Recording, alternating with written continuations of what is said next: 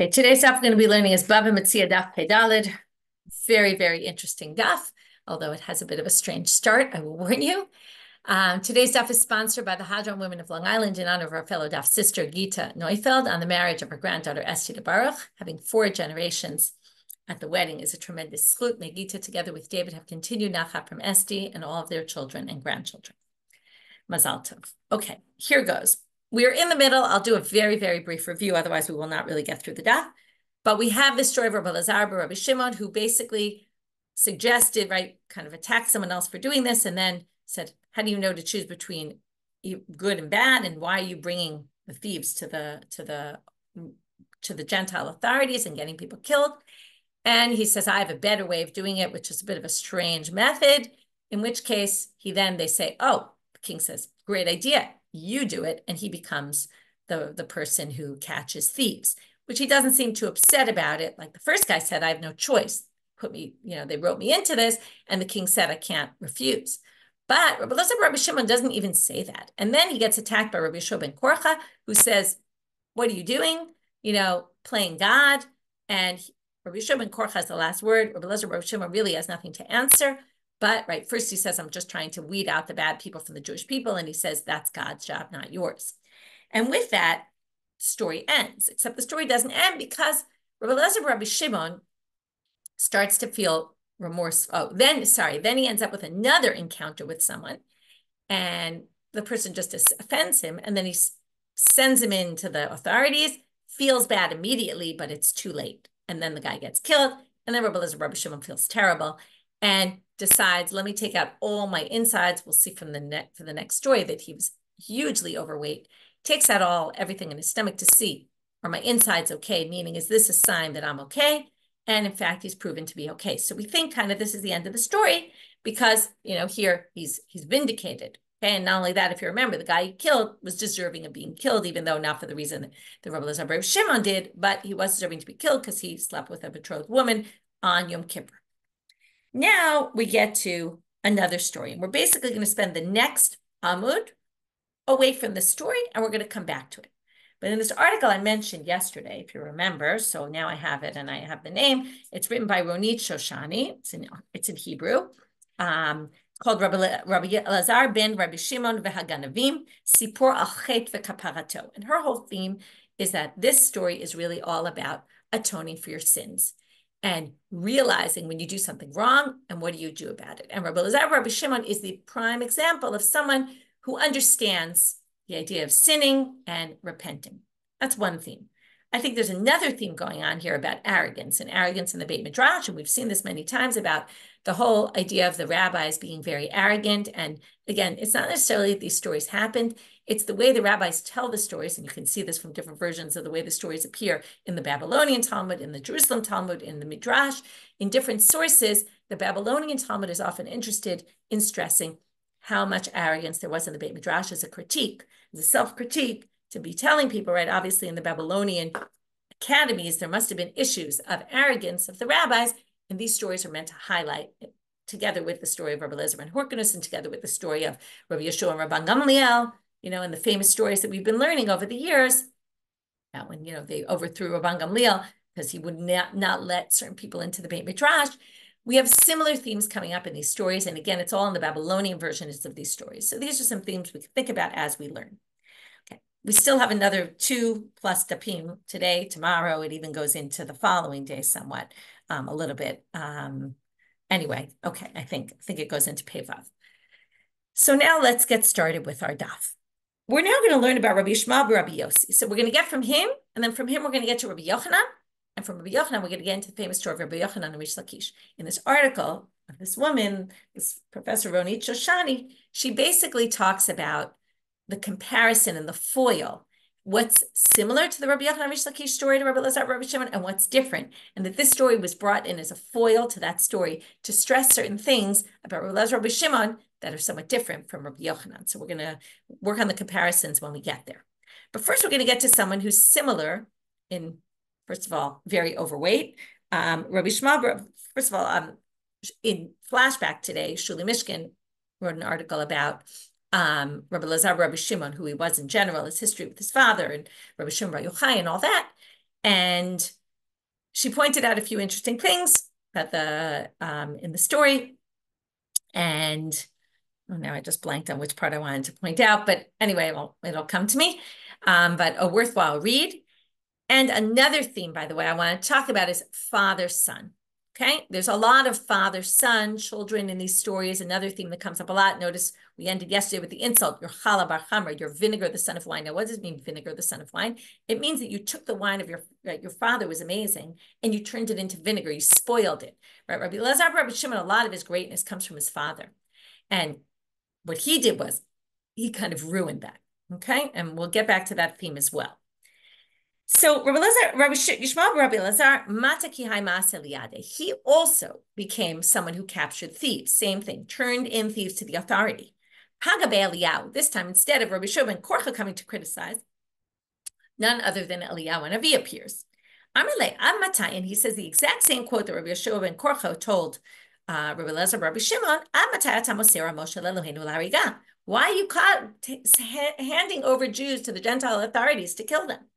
Amarle, my avid, what can I do? Harmana de Malku. Now, this is not the response that Rabbi Elazar Rabbi Shimon had, but this is the response that the original guy said when Rabbi Elazar Rabbi Shimon attacked him. He said, what could I do? The king decreed, I have no choice. To which Amarle, instead of now, he said, right, maybe you don't know what you're doing and I have a better way, like Rabbi Elazar Rabbi Shimon said, no. He has a different answer, which is, Amarle, avuch arak laha'asya, ba'at arak l'ludkia. Your father ran away to Asya, you could run away to Ludkia. In other words, there's always a way out. Okay, don't use that as your excuse. Kiyavo Mikle, we're now going to hear that both he and, this is what I wanted to say that Truly pointed out. Rabbi Elazar Rabbi Shimon lived in the cave with his father. He was very detached from any earthly pleasures or anything like that. But in this story, which is later in his life, you read all about the fact that he was hugely overweight and ate a lot of food. And it's interesting, like, did he make a switch? Did he, what exactly happened there? So when you would put Rabbi Yishmael, and now we're going to get into a bit of a grotesque description of a bunch of things, so prepare yourselves. We're going to get to sexual things as well. Rabbi Yishmael, Rabbi Yosef, Rabbi Elazar, Rabbi Shimon, Bahade, Adadi, they were so overweight that when they would be near each other, have an aisle, if you would put them up against each other, their stomachs jut out so far that if you put aisle bikra de Torah beinayu, if you put a pair of oxen underneath them, oxen, lo have a nage behu. They wouldn't even touch, right? They would be able to walk through underneath both their stomachs because they were so fat. So this Roman woman comes up to them. There's always these Roman women that were in high society, and they would attack the rabbis often with these questions. So she says, your sons are not yours because you're so overweight, you can't even have sexual relations with your wives. They said to her, their stomachs are even bigger than ours. They're even more overweight than we are. So it's not a problem. And how that resolves the problem, I'm not sure exactly, to which she wasn't sure either. She says, Koshke, all the more so, this would make it an impossibility. So now there's two possibilities as to what they answered her. Okay, our private organs are more, right, are sizable just like our stomachs, in which case that resolves the issue. Some people say that they answered her, the love between us kind of causes it all to contract all the fat, and that's how we can have relations with our wives. Bit of a strange sugya. So now the Gemara asks, why do they even have to answer her? Why did they just ignore her? Haktiv, it says in Sefer Mishlei, Al ta'ang sil kivalto. Don't answer a stupid person when they ask a silly or foolish question.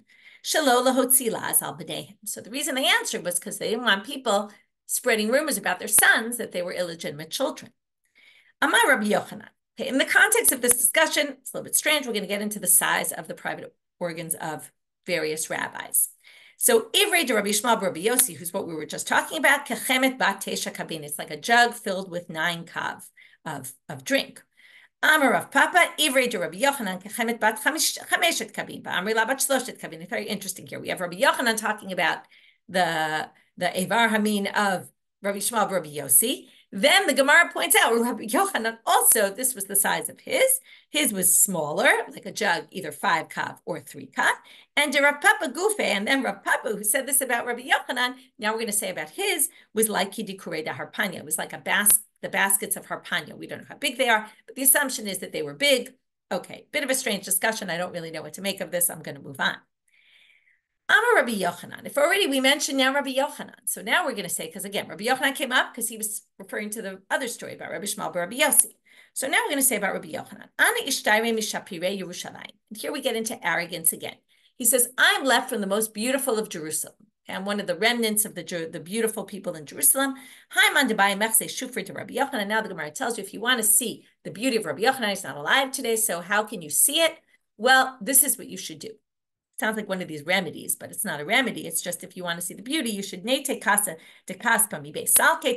silver cup from the smith, nimalye puritzada de romani sumake, fill it with red pomegranate seeds, nehadole kalila devarda sumaka lepume, put a bouquet of red roses around the rim of the cup, vinotve ben shimsha latula, and put it right between the sun and the shade. Not exactly sure what that means, but I guess a place that some sun coming through and some shade, and then you'll get like a ray of sun. Maybe that's what it is. It's, you know, a more direct ray of sun.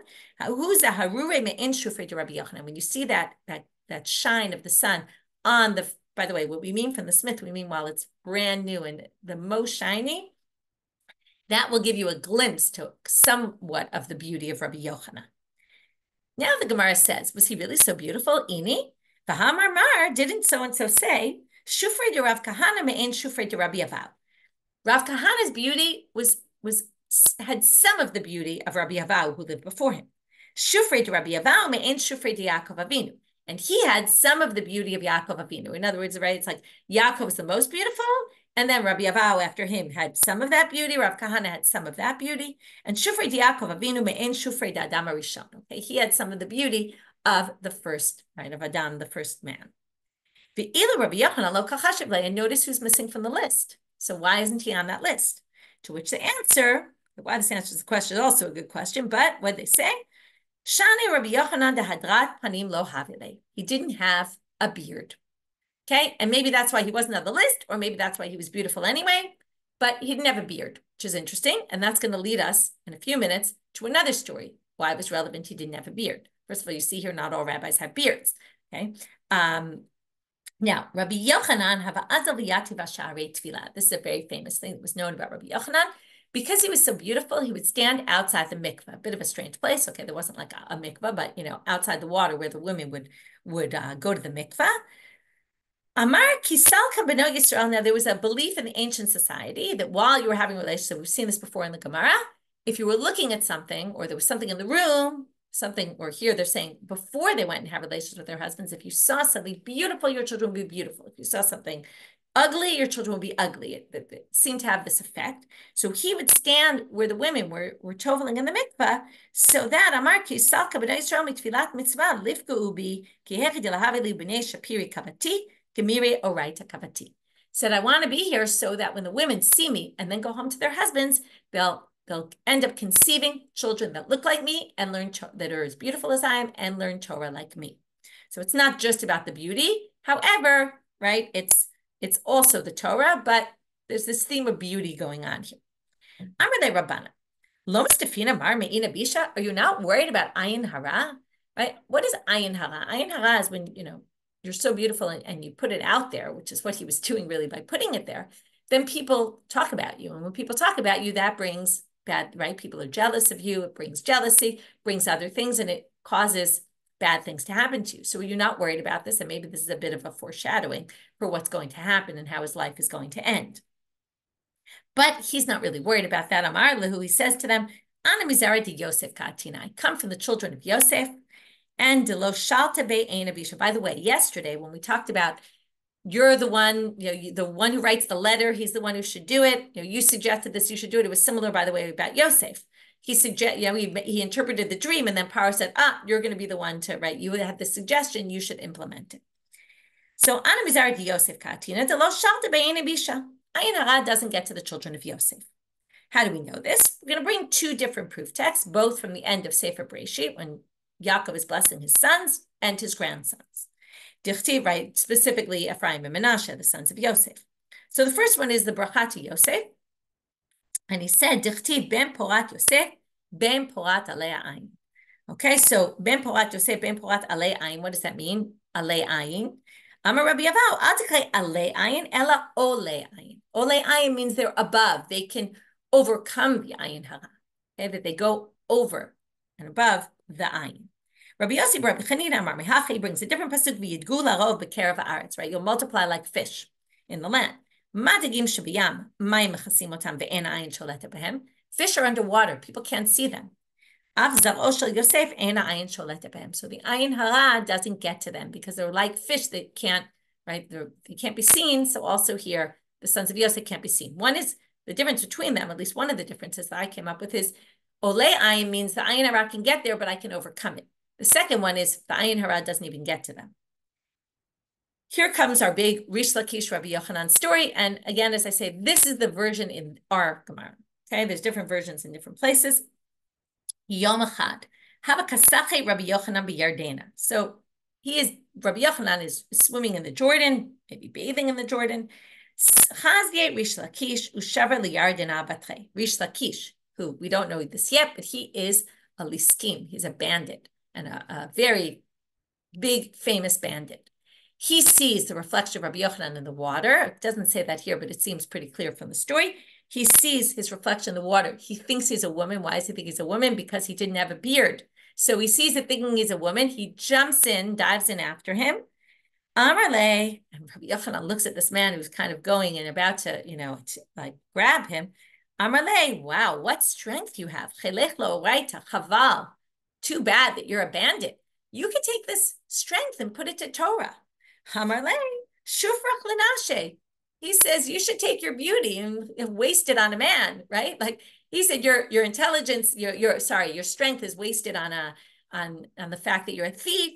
And Rish Lakish says back, your beauty is wasted on a man. Too bad you're not a woman. To which Rabbi Yochanan has a good retort. Amarle, ihadrabach, if you change your ways and come to learn with me in the Beit Midrash, yahiv nalach achati d'shapira minei. I'll give you my sister, who's more beautiful than I am. Well, Rish Lakish agrees. Kabi alale, pretty easy sell. Immediately, he loses his physical strength. He wants to swim back to get his clothes, and he can't even do it. Okay, what he does, I don't know. Does he walk around naked? Does he, he obviously doesn't drown in the water. But this is really an image we're trying to create here, that all the strength he put into that now went from being, you could say, right, physical strength to spiritual strength. And he no longer has the physical strength because you can't have both, I guess. So now I want you to remember this idea that Rish Lakish is left really without clothes. That's kind of this image we're going to have, even though he's obviously not really left without clothes, but we're going to come back to this image later in the story in a different context. So he teaches him Akriye, Kra, Mikra, Torah. He teaches him Tanya, Braito, Mishnayot, all that. And he turns him into a great rabbi. So we now have Rish Lakish becomes, as we all know, the student, right? He's always arguing with Rabbi Yochanan. They have a lot of machlokot. He becomes what we call Tamid Chaver. He's a student, but also a colleague. Yom Echad havu miflagei Beit Midrash. One day they're fighting in the Beit Midrash. Now I said that this story sounds reminiscent a little bit both of the Rabbi Yeshua Rabban Gamliel story, also of the Rabbi Eliezer ben Horkan's story with Tanu Rosh Lachnai. If you remember, the whole story of Tanu Rosh Lachnai starts with a big debate about Tanur Lachnai, about when it's Mekabel Tum'ah. And I think there must be some connection here because the big machloket that's going to explode everything here is also a debate about when an item becomes to be able to contract impurity. It's the same idea here about the impurity. Maybe there's some reference here about things becoming impure and going bad, or I don't know, but I don't think it's a coincidence. Okay, these are all tools, okay, sharp tools, a sword, a knife, a dagger, a spear, a hand sickle, a harvest sickle, all of these. From when do they contract impurity? Again, what does that mean? It means when are they finalized enough to be considered a vessel that can contract impurity? When they're finished. Okay, that's pretty straightforward. Well, when are they finished? Rabbi Yochanan Amar Mishi B'Kivshan. Once they're in the kiln and they're ready, they're shaped, they're formed, they went in the kiln, they're ready. Rish Lakish Amar Mishi B'Mayim. It's not enough to put them in the kiln. After that, you put them in cold water And that solidifies it. Until then, they're not really a vessel. Amar le, Rabbi Yochanan gets very offended that Rish Lakish argued against him. And he says, he does the absolute thing you should never ever do, remind someone of their bad past. And he does it. Lista I belisti yada.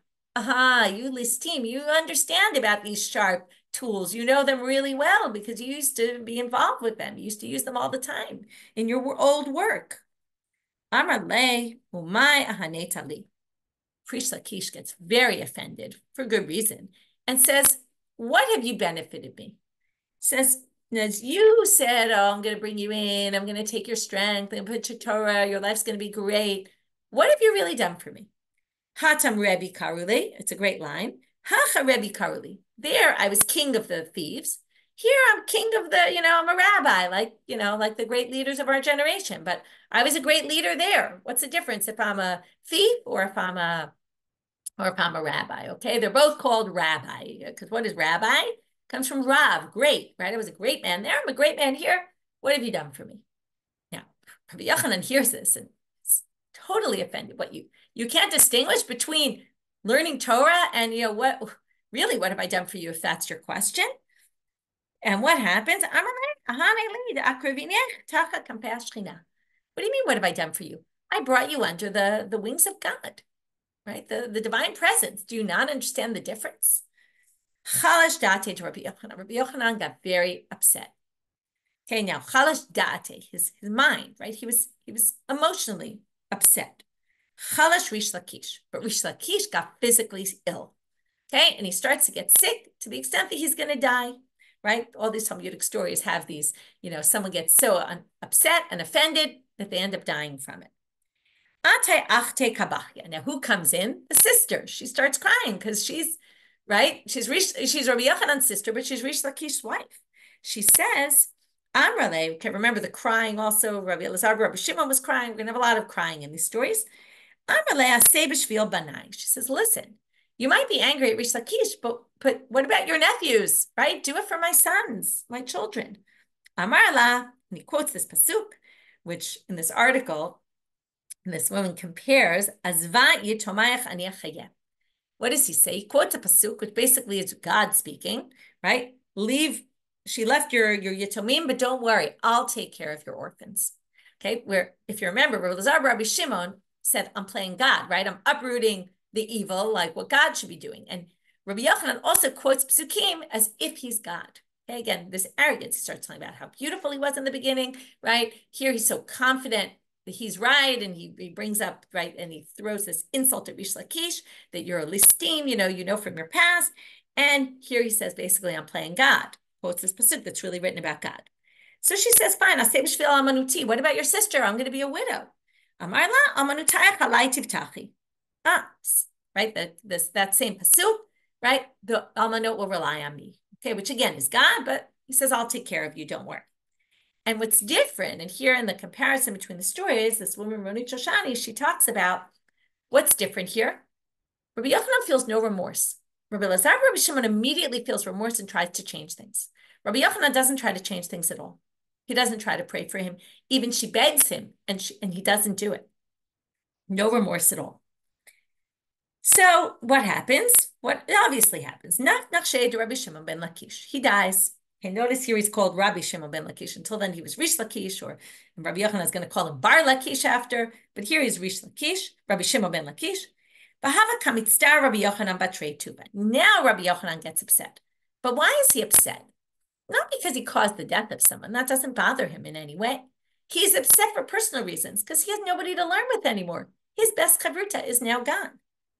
So Amar Rabbanan, man leza liyat ve'ledate. Who's going to go to learn with him to make him feel better? Now this is similar to the other stories. Who's going to go to appease Rabban Gamliel, and who's going to go to Rabbi Elazar ben Horkanus? It's the same kind of theme. Who's going to go? Nezer Rabbi Elazar ben Pedat. This is the famous Rabbi Elazar that we're always quoting in the Emora. He was a student of Rabbi Yochanan. Let's send him to Mechadin Shma today because he's the sharpest of all the students. Well, let's see if it works. Azal Yatib Kamei sits before Rabbi Yochanan. Komel Tadava Amar Rabbi Yochanan Amarle Tana de Meseala. Every time Rabbi Yochanan says something, he says, "Oh, I have a braita to support you." Amar Adke Bar Lakish, what, you think you're a replacement for Bar Lakish, for Rish Lakish? Bar Lakish, ki hava amina milta, hava machshani eslim va'arba kushiata. If I would teach something, he wouldn't be a yes man. He would say, what are you talking about? He'd bring all these questions. And then, I would answer him with 24 different answers. In other words, I always had an answer for him, but he made me smarter because, right? And then I would sharpen it because he would challenge me. He wouldn't just say, yes, yes, yes. Here's proof for what you're saying. And not only that, he says, and you're just saying, here, I can support you. Here's his arrogance bursting through again. What, do I not know that I'm right? Of course I know I'm right. But I want you to challenge me so I can sharpen my opinion and get it even stronger. So Havel Ka'azil v'karamane v'kabache. So now we see both the crying and the tearing of the clothes. Remember, we started with Rish Lakish, who couldn't even get his clothes. Now in the end, Rabbi Yochanan doesn't have clothes because he tears his clothing and he's crying. Va'amar, Hecha Bar Lakisha, Hecha Bar Lakisha. He starts wandering around saying, where are you, Bar Lakish? Where are you, Bar Lakish? And he screamed out, Ad Deshafta Temine, until he basically went crazy. And his biggest strength, being his intelligence, basically, he loses his mind completely. The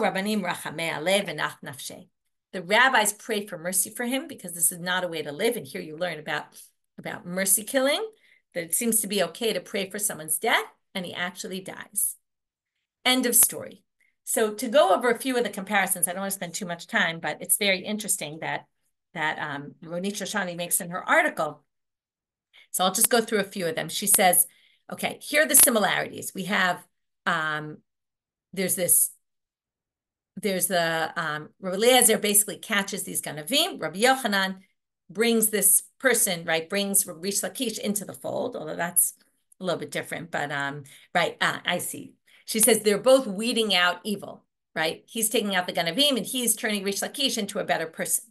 We have someone who tries to change his ways and it doesn't work, right? We have the sister in the Rabbi Yochanan story. We have the Rabbi Yeshua ben Korcha, but it doesn't work.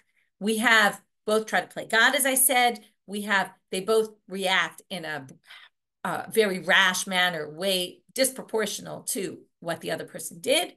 They both cause somebody to die. They get upset when it's too late, and they basically end up people try to make them feel better, but unsuccessfully, because in the end, we're going to see Rabbi Eliezer Rabbi Shimon spends his whole life trying to atone for his actions. The differences are that the people that Rabbi Eliezer kills are actually worthy of death, whereas Rish Lakish doesn't seem to have done really anything wrong. I mean, he did in his past life, but he did tshuva, and it doesn't seem like he really did anything wrong. That's one. Another difference, that, as I mentioned, Rabbi Eliezer immediately feels bad, whereas Rabbi Yochanan doesn't feel any remorse. He's really only upset for his own sake. And perhaps that's why what she's saying is the comparison of the cases. In the end, Rabbi Yochanan dies, whereas Rabbi Eliezer Rabbi Shimon continues to live. And now we're going to see the story of him continuing to live. So I think that it's what I like about her theory is that the Rabbi Yochanan story was brought in as a foil for the Rabbi Eliezer Rabbi Shimon story, which makes sense why it's actually stuck in the middle there. Starting from the top of Amud Bet now. And now we're going to read what happens to the rest of the life of Rabbi Eliezer Rabbi Shimon and to the many years of his death. You might think that's a little bit strange, but we're going to see. So even though he managed, where do we end? He proved by pulling out all his innards that he was okay. But he still decided he wanted to go through suffering. If you might remember from Brachot, it says Yisurim Markin Avon El Chaladam. It atones for sins, having suffering. Sometimes we think this isn't exactly a Jewish idea about suffering, but it is a Jewish idea according to some. It's not that everybody agrees, but he thought that this was the way. So what would happen, and we're going to have a bit of a grotesque description again about his suffering. At night, they would put 60 felt sheets underneath him. In the morning, even though he had 60 sheets underneath him, they would still take they would take 60 basins full of blood and pus. Okay, very gross, because he had all these boils. That's how his suffering. and it would go through the 60 sheets and still have 60 basins. By the way, 60, you might remember from Talmudic stories, it's one of those exaggerated numbers, like Abai, when he goes to deliver Mishlochim Manot, he eats 60 plates full of 60 dishes, full of 60 this. Okay, it's a bit of an exaggerate, or a lot of an exaggerated number. They're trying to make a point. Lemachal, Avdulay Debitu, his wife would take care of him. She would make shita mine lafta, 60 different types of lafta. Lafta was a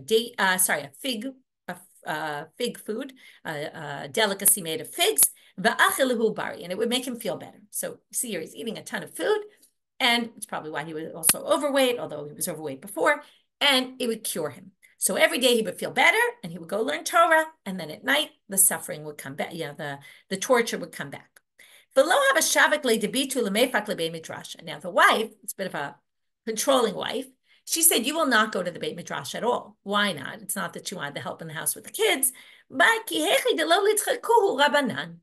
she thought that the rabbis were against him. They didn't like that he was a Tofes Ganavim. They were all in the school of Rabbi Shua ben Korcha, that this guy is playing God, and she didn't want him to be tortured by the rabbis in the Beit Midrash. So she said, go learn on your own. No going to the Beit Midrash. Be'orta amar lehu. Now, this is his life. At night, he would say, Achai v're'ai bo. My friends come. Now, who was he talking about? He was asking the yisurin, the suffering, to come upon him. He would say a prayer every night. Come upon me. B'tzafra amar lehu zilu. And in the morning, he would say, please go away, mipnei bitul Torah, so I can learn Torah. Now, notice, this is something she points out in the article, Achai v're'ai. Who are his friends? This shows his loneliness. His friends are the torturers he has at night. That's who he calls friends. He has no friends. He's totally alone in the world other than him and his wife. Yom Echad Shama Debitu. Now one day his wife hears him. Now she just thought that he was a sick man. She didn't understand that he was bringing this upon himself. So she flips. Amrale, at kamaited le'ilavech. You're bringing this upon yourself, and I'm spending my whole life. And kilita mamon shel beit abba. You're using all my father's inheritance on this. All the money of my family's money. I don't know if it was inheritance, but all the money of my family we're wasting on food for you to make you feel better, and you're bringing this upon yourself. I'm not staying married to you. Imarda, she rebels against him. Aza lebe'nasha, she goes back to her father's house. Sliku va'atu hanach. Okay, so she goes out, she leaves, sliku. And immediately, or not immediately, we don't know, but in comes someone else to help him out. Atu hanach shitin, again, this 60, whether it's here or not is a good question. Some people have it in their gears, some people don't. But 60 sapunai sailors show up. According to Rashi and Tosot, they're basing on a midrash. The midrash says that they were sailors who were in the sea. There was a big storm, and they prayed in the name of Rabbi Elazar, Rabbi Shimon, that they should be saved. They get saved, so they decide to bring him a gift.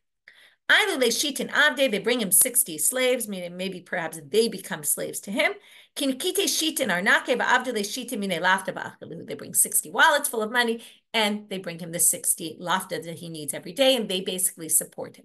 So he ends up being wealthy without his wife, okay, almost like he doesn't need her. But the wife is living separate from him, but obviously is still worried about him. So Yom Echad, Amar Leila Barte, she goes, says to her daughter, Zil Baki Bavuach, go visit your father, my Avid Ha'idna, and see what's going on. Atya, she goes, Amar La, Zili Amar Limech, Shalanu Gadol Mishalahem. Go tell your mother, my wealth is now greater than yours. I don't need your money. Thank you. Kare Anafshe, he said about himself, Haitak Aniot Socher Mimerchak Tavi Lachma. And this is from Ishakayil, right? That my bread will come from a distance, and that's what happened from all these guys for the sailors. Achilushate Ubari, he eats and drinks and gets better. Nafik le Beit Midrash. Now his wife's no longer there to stop him from going to the Beit Midrash. So he goes to the Beit Midrash. Aitu lekamei shitim mine dama. People, all these women brought, okay, again, we're into the blood and guts and gore. So the women brought their blood, their nida blood, their blood to check. Is this, am I tameh, am I tahor? Can I sleep with my husband or not? Taharinhu, and he purifies them all. He says you can all go home and be with your husbands. It's a little bit ironic, right? He can't be with his wife anymore because she left him, but he allows all these women to go back to be with their husbands again, not from divorce, but from thinking they were impure. Now, remember, the rabbis were not so fond of him to begin with. The rabbis were in a big hullabaloo and say, well, what's going on here? What? Not one of them is impure? How could he have made all of them pure? Something seems fishy here. Amar lahu. Now, this sounds a lot like Rabbi Eliezer ben Horkonos. He says, here's a sign. Im kemotihu yu kulam schachim. If I was right, then all these women will go home, they'll all get pregnant, and they'll give birth to male children. V'im lav tehena keva achat benehem. And if not, they'll have one girl. Hayu kulam scharim. The sign comes true. They're all male. V'asiku le Rebbe Elazar al Shmei, or Elazar al Shmei. All these children were called Elazar in his honor. Tanya Amar Rebbe, and now the Braita says that Rebbe says, Kama pirya rivya bitla resha'azo Israel. Instead of looking on the positive side, and we're going to see the relationship with him and Rabbi Elazar Rabbi Shimon later in the story was quite complicated. He has this comment and he says, look how evil prevented all these children from being born, because all those years he didn't come to the Beit Midrash. He could have helped all these other women instead of being in his house. It's funny, his wife actually ends up preventing him from other people having children. And some people, so Rashi says, what's this Risha'ah? Either his wife, okay, that she was an evil person, or Rashi gives another explanation that it was the whole, the kingdom, right? The Gentile kingdom that forced him to become, or insisted he become, the one who catches thieves, which led to all the things going on. That's the Risha'ah, not the wife. The wife wasn't evil, but she was just dealing with a situation that had fallen into her lap, that at that point there was really no choice. But Kama Chaval, he wasn't in the Beit Midrash all this time, but he kind of says it in a very negative way, instead of how amazing it is that he returned to the Beit Midrash. Now we get to the story of his death. He's about to die. He says to his wife, now all of a sudden his wife is in the story. We don't know how she got back into the picture. We don't know if they continued to remain married. We don't know what happened, but she certainly deals with him a long time after his death. We're going to talk about 18 to 22 years. Okay, so he says to his wife, I know the rabbis are angry with me, and they're not going to deal with burying me. So here's my suggestion. Lie me down in your attic, and don't be scared of me. Okay, don't be scared. This is like those movies where there's a ghost in the house, you know. Don't be scared that you have a haunted house. And if you think those movies, right, this is right out of a haunted house movie. Don't be nervous. It's okay. Amar Rabbi Shmuel bar Nachmani. Ishtei le'ime de Rabbi Yochanan, de ishtala de bitu de Rabbi Elazar Rabbi Shimon. This is how things get around. Rabbi Shmuel bar Nachmani says, the mother of Rabbi Yonatan said that the wife of Rabbi Shimon Elazar Rabbi Shimon told her, Lo pachomi timne srei, v'lo tvei me'esrim utrein shnin agnite be'ilita. There were either somewhere between 18 to 22 years he lived in her attic. Kiava slikna, when she would go up, ma'ayne le b'mazia, she would check his hair all the time.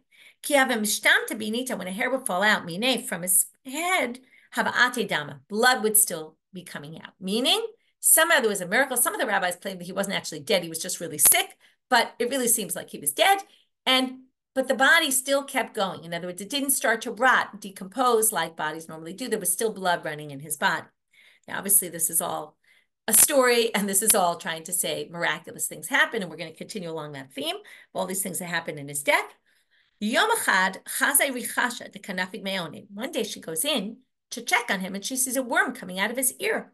She gets nervous because she says, oh no, the body's starting to decompose.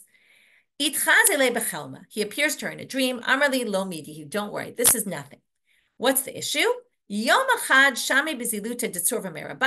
day it happened that I heard some Talmid Chacham embarrassing, kind of being disrespectful. And I didn't protest against it like I should have. I didn't make an issue of it. And that's why I'm getting punished that this worm came out. But it's just a one-time thing. Don't worry about it. What you see here is in his death, he was very zealous, right? He was saying, I made a mistake that I didn't go out and be zealous about it, still believing, which you would think if he did tshuva, maybe he realized that being zealous and kind of putting people in their place is not the way to go. But he still thinks that even in his death.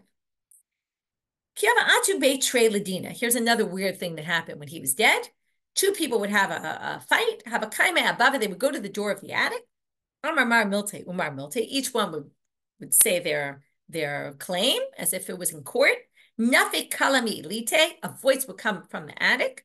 Va'amar ish ploni atachayav, ish ploni atazakai. And the ruling would come down from the attic and tell them who was right and who was wrong. Commentators all comment, but you can't rule based on a bat call.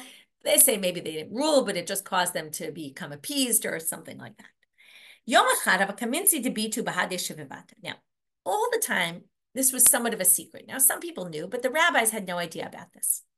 Well, one day, the wife was arguing with a neighbor. Amraleh, so the neighbor, the woman, the neighbor of the wife said to Hey Kibala Shaloni Talikfura. You should be like your husband who never got buried, and you should never get buried. Big insult, but now it's public. Because she said this, I guess, out loud. People heard. This is not the way of the world. We should bury this guy. So one version was it came out because she got into a fight with her neighbor and the neighbor screamed it out, and that's what caused the change. Some people say Rabbi Shimon ben Yochai, he appeared in a dream to the rabbis, the father. Amar lehu, we're going to get back to this in a different context. The same comment, I have one son among you, and you don't want to bring him to me? In other words, it's not fair. Why am I in my burial cave alone? Bring me my son. And then they realized from the dream that he wasn't buried. Either which way, the rabbis now decide we're going to go bury him. Lo shavku b'nei Achbariah. It was in the city of Achbariah. They wouldn't let. Why? They didn't want him to be buried. They knew all along. But why not? Because miracles were happening on account of him being there. The kol shnei, the Havanaim, all the years he was there, Rabbi Elazar, Rabbi Shimon Be'ilite, he was lying in the attic. Lo selik chayara alamatayu. No wild animals came to the city. It was a protection, so they didn't want. So what did the rabbis do? They got smart. They said, what's the best day of the year to do this when nobody's paying attention? Yom Echad Male Yom Kippur. It was Yom Kippur. Have a tzli day. Everyone was busy, eating, getting ready for the fast, dealing with what? Okay, very busy. Shadaru Rabbanan lebnei Biri. They got the people in Biria. V'asku ala arse, and they picked up his bed. V'amtiu l'marata davu, and they bring them to the cave of the father. Did I not say it was Erev Yom Kippur? Didn't I say that? Okay, right, the day before Yom Kippur. So now, Eshkechua la'achna dahadra la'lamarata. There was a snake coiled up covering the grave. I've had this before. They said, come on, snake, open up, because we want the son to be able to go to his father. Okay, again, you see this whole father-son theme and how the father says, it's my son, bring my son to me. And we get back to the father-son, right? We have the thing about him, about the women having children because of him, all this stuff about children. Also, the daughter comes. There's a lot of that theme going on. Patachlu, so he opens up the snake and they bury him. Okay. New section of the story. After he dies, comes Rebbe, Shalach Rebbe l'daber b'ishto. Rebbe goes to try to get the wife to marry him. Shalach alei, she sends back to him. Klisha nishtamesh bo kodesh nishtamesh bo chol. Wow, big insult. A vessel that was used with some sanctified item is now going to be used by a non-sacred item. In other words, why would I marry you? You're chol compared to Rabbi Elazar, Rabbi Shimon, who was kodesh. She obviously held him in very high regard, even though she left him. Taman Amri, and there they say, Ba'atra demare beta, okay, a different way of saying it, in a place where the owner of the house, Tale Zaine, hangs up his sword, Kulba Raya Kulte Tala, will the shepherd hang his basket? No way. Okay, same idea. Shalach leini hi b'Torah gadol mimenu, aval b'maasim tovim mi gadol mimenu. So now remember, this Rabbi Yehuda Nasi, he was a great man. He put together the Mishnah. She's really knocking him. He says, listen, I get that he was greater in Torah than me, but in actions, was he greater than me? Shalchalei b'Torah miya gadol mimech lo yadana. She says, until you mentioned this right now, I didn't know he was greater than you in Torah, but b'maasim yadana, I know he was greater than you in maasim. Now, when we think of maasim tovim, we think of actions people do for other people, and he was a hermit. But she says, Daha kabila le yisure. She says, no, he was greater than you in actions because he took upon himself all these sufferings, all those years, which obviously the rabbis had no idea about. And therefore, he was greater than you. B'Torah Maihi. How do we know he was greater than Rabbi Yehuda Nasi in Torah? So for that, we get a story. When he was alive, these two rabbis were sitting on the bench. They were the previous generation. Remember, Rabbi Yeshua ben Korcha was his rabbi. And Rabbi Shimon Gamliel was the father of Rabbi Yehuda Nasi. Yatve Kamai, Rabbi Elazar, Rabbi Shimon, the younger students, for Rebbe A'ara. They would be sitting on the ground, Makshu Parke. They would be asking questions and answering, and they would question them, and then they would answer back. They were very smart. They said, in the end, they're teaching us. Why are they sitting on the ground? So avduhu lo safsale askinu. So they put benches up and they moved them up to the benches. They promoted them because they were so smart. Amar lehem Rabbi Shimon ben Gamliel. You ready for the same line? Says,